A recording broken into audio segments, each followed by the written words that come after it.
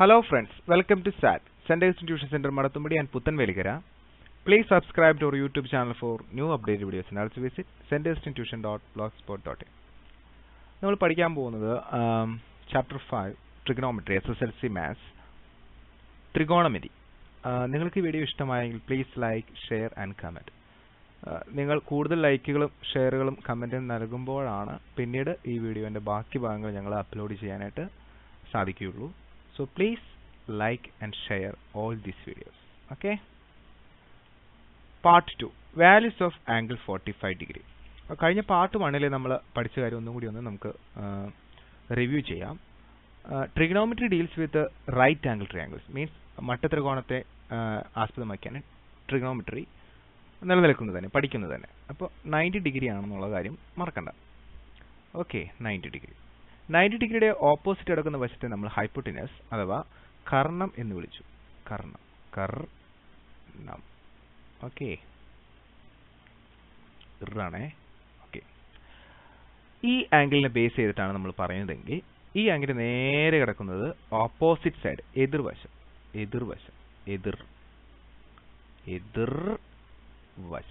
Clear? പോട്ടെ, വശം പോട്ടെ. ഇനി ഈ ആംഗിളിന്റെ തൊട്ടടുത്ത് കിടക്കുന്ന വശം നമ്മൾ അതിനെ അഡ്ജസന്റ് സൈഡ് അഥവാ സമീപ വശം എന്ന് പറയും. സമീപ വശം. 1ാം ക്ലാസ്സിലെ കുട്ടികൾ എഴുതുന്ന പോലെ ഉണ്ടല്ലേ. ഓക്കെ, സമീപ വശം. ക്ലിയർ? സോ ഇത്രയും കാര്യങ്ങൾ ബേസിക് ആയിട്ട് നമ്മൾ അറിയണം. ഇനി ആംഗിൾ എന് വെച്ചാണ് പറയുന്നതെങ്കിൽ അതിന്റെ നേരെ കിടക്കുന്നത് ഓപ്പോസിറ്റ് സൈഡ്. അപ്പോൾ ഈ ഓപ്പോസിറ്റ് സൈഡ് ഇവിടെയാവും, ഈ സൈഡ് ആവും. അപ്പോൾ ഓപ്പോസിറ്റ് സൈഡ് എപ്പോഴും ഇവിടെയാണ് എന്ന അർത്ഥമില്ല. നമ്മൾ ഏത് ആംഗിളിനെ ബേസ് ചെയ്താണോ പറയണത് അതനുസരിച്ച് മാറും. Okay, so what you learn in part 1 is sine C.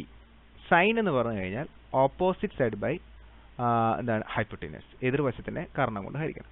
ഇതിന് നേരെ ഓപ്പോസിറ്റ് റേഷ്യോ നമ്മൾ പഠിച്ചു കൊസീക്ക്. കൊസീക്ക് എന്ന് പറഞ്ഞു കഴിഞ്ഞാൽ ഹൈപ്പോട്ടിനസ് ബൈ ഓപ്പോസിറ്റ്, കർണത്തിനെ എതിർവശം കൊണ്ട് ഹരിക്കണം.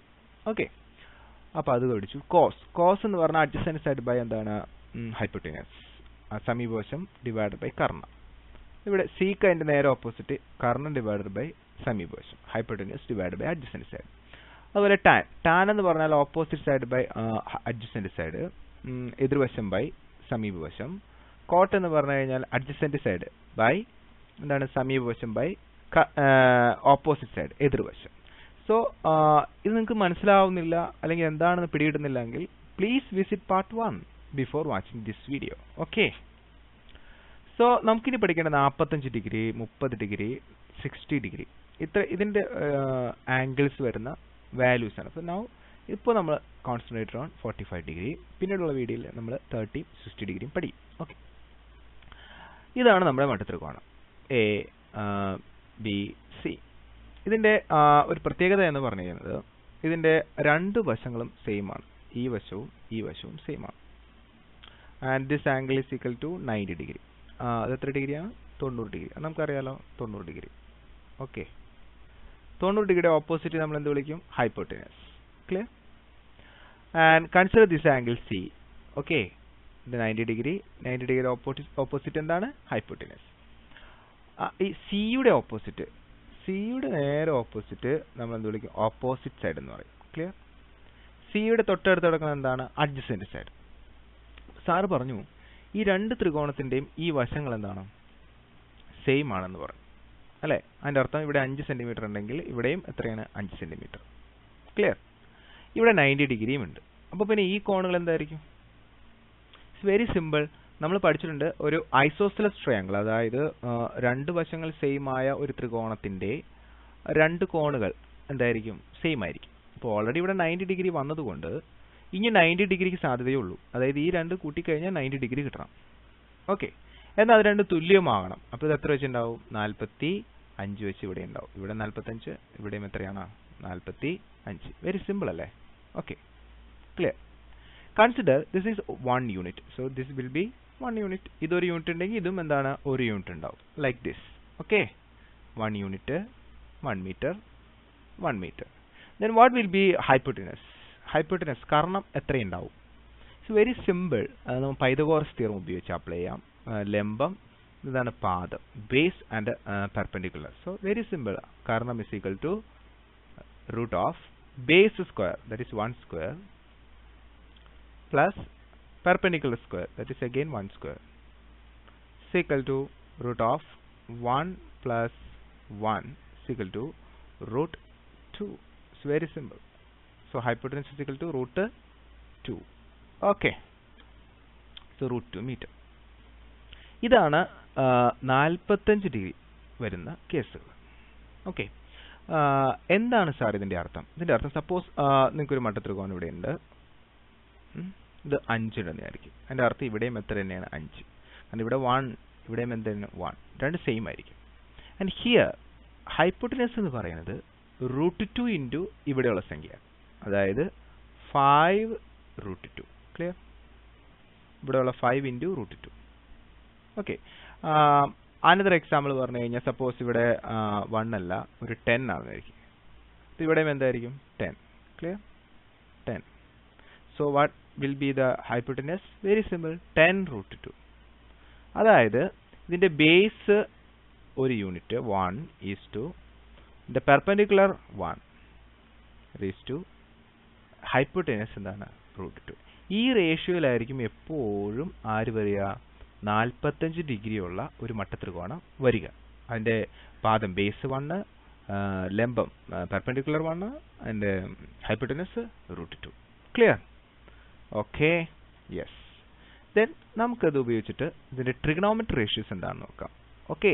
First of all sine 45. അപ്പോൾ ആദ്യം തന്നെ സൈൻ എന്താണെന്ന് അറിയണം.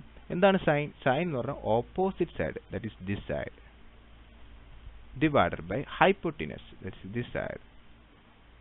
എതിർവശത്തിനെ കർണം കൊണ്ട് ഹരിക്കുന്ന വാല്യൂ ആണ് സൈൻ 45. ഇപ്പോൾ എതിർവശം കിടക്കുന്നത് 1 ആണ്.